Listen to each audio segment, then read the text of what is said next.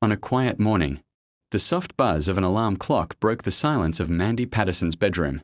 She stretched her arm lazily across the bedside table and switched it off, lingering for a moment between sleep and the new day. Outside, the city was just beginning to wake. Mandy had always believed life would fall into place if she worked hard enough. She had recently started her career as a real estate agent, determined to prove herself. Yet despite her effort, something inside her always felt uncertain, as if she hadn't quite found where she belonged. That morning, she rushed out the door with a mission. She had a major house showing scheduled, and if it went well, it could become her first big sale. The house was beautiful. Tall vaulted ceilings, freshly painted walls, and a bright living room filled with natural light. Mandy greeted the visiting family with enthusiasm, showing them every detail. The husband admired the ceilings. The wife loved the open space. Their young daughter explored the house like a tiny princess discovering a castle. Everything seemed perfect, until they reached the basement. A strange scratching noise echoed through the room.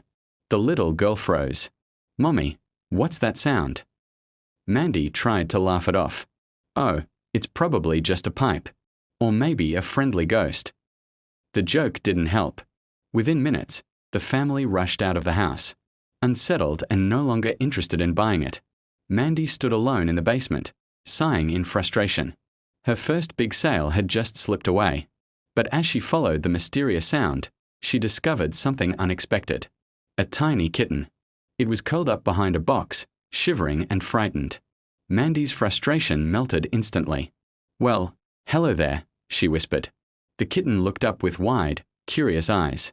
And just like that, Mandy's day changed. Later that evening, Mandy arrived at a farewell party for her grandparents. 4 decades, her grandparents, Larry and Lucy, had owned a beloved bowling alley called Lucky Lanes.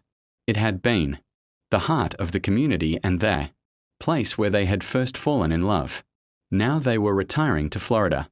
The party was filled with laughter, memories, and speeches about the past. Mandy held the kitten carefully in a box, unsure what to do with it. That's when she met Jack.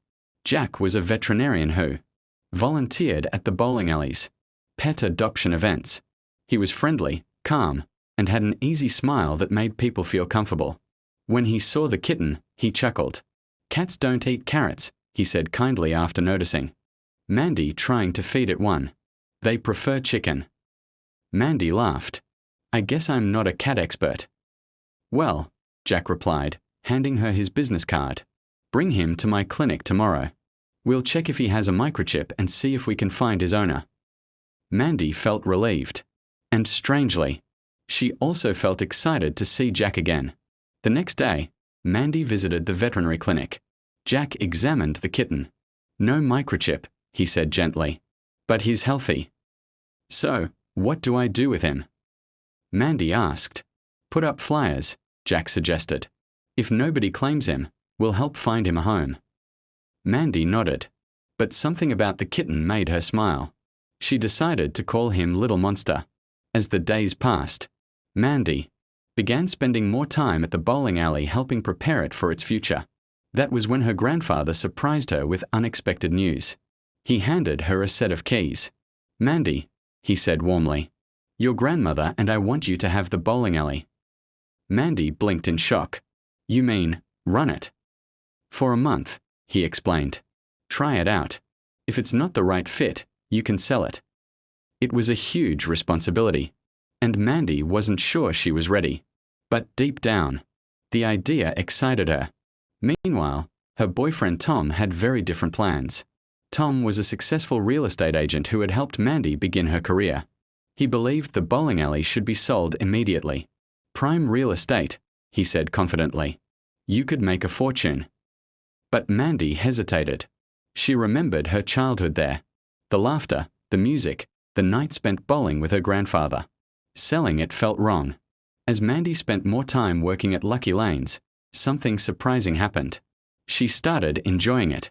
She organized events, cleaned lanes, fixed problems, and brainstormed creative ideas to bring customers back. One night she even came up with a charity gala called Bow Ties and Tails, a bowling event where people could adopt shelter pets. Jack loved the idea. Together, they worked on the event, taking photos of adoptable animals and designing posters. Slowly, their friendship grew. Jack admired Mandy's creativity and kindness. Mandy admired Jack's sincerity and calm nature. For the first time in a long time, she felt like she was exactly where she needed to be. But life rarely stays simple. Tom became increasingly impatient. He secretly looked through the bowling alley's financial records and discovered the business was struggling. One night he confronted Mandy. "This place is failing," he said bluntly. "Sell it before you lose everything." Mandy felt hurt and angry. "You went through my things." "I'm trying to help you." "No," she replied firmly. "You're trying to control me." For the first time, Mandy realized something painful. Tom didn't believe in her dreams. He only believed in his own plans. Meanwhile, Jack struggled with his feelings for Mandy. He knew she had a boyfriend, but he couldn't ignore how happy she made him. One evening, while preparing for the adoption event, he finally confessed. "You're amazing, Mandy," he said quietly. "I think I'm falling for you." Mandy's heart raced, but she shook her head gently. "I can't. I'm with Tom." Jack nodded sadly. "I understand." The night of the bow ties and tails gala finally arrived. The bowling alley was packed. People dressed in elegant clothes. Pets wore tiny bow ties, and laughter filled the room. It was the busiest night Lucky Lanes had seen in years. But backstage, Tom pressured Mandy one last time. He handed her a contract. "Sign it tonight. Sell the place." Mandy looked around the crowded bowling alley. Families were laughing. Children were playing. Pets were being adopted. And suddenly, the answer became clear. She tore up the deal. "I'm keeping the bowling alley." Then she looked Tom in the eye. "And we are done." But there was one more thing she needed to do. She ran outside into the night. She needed to find Jack. At the veterinary clinic, Jack was preparing to leave when Mandy arrived breathless. "I broke up with Tom," she said. Jack looked surprised. "And I kept the bowling alley." "That's great," he said softly. "But that's not why I'm here." Mandy smiled. "I'm here because I finally listened to my heart." Jack's heart pounded. "And what does it say?" "That I found my right fit." Jack grinned. "Well, I might have something that belongs with you too." He lifted a small bundle from a basket. "Little monster. You adopted him?" Mandy asked. "Seemed like the right fit." Mandy laughed through happy tears. Then she kissed him. And in that quiet moment, surrounded by bowling lanes and a mischievous kitten, Mandy realized something wonderful. Sometimes the right path isn't the logical one.